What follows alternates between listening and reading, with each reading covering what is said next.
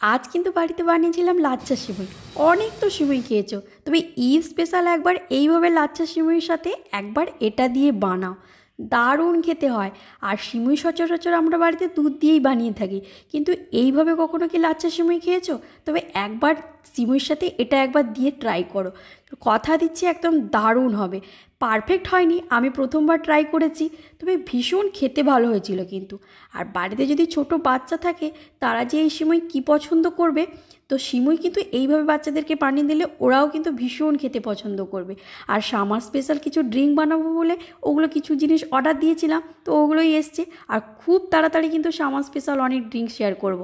দুধটাকে বেশ অনেকক্ষণ ধরে কিন্তু জাল দিয়ে ঘন করে নিয়েছি। এবার ঘিতে কিন্তু ড্রাই ফ্রুটগুলোকে রোস্ট করে নেব।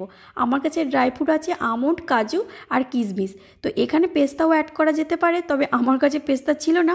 ড্রাই ফ্রুট ওই কাজু কিশমিশ দিলেও কিন্তু খুব ভালো হয়।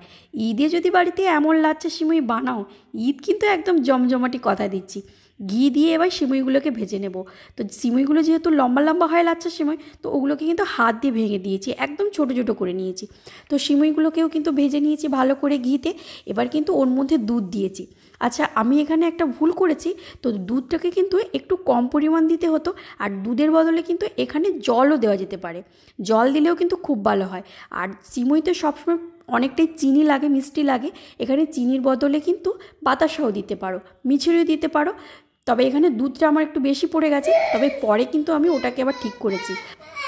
এবার গরম দুধ থেকে কিছুটা দুধ তুলে ওর সাথে কর্নফ্লাওয়ার দিয়েছি। কর্নফ্লাওয়ারের বদলে কিন্তু আতপ চালও দেওয়া যেতে পারে।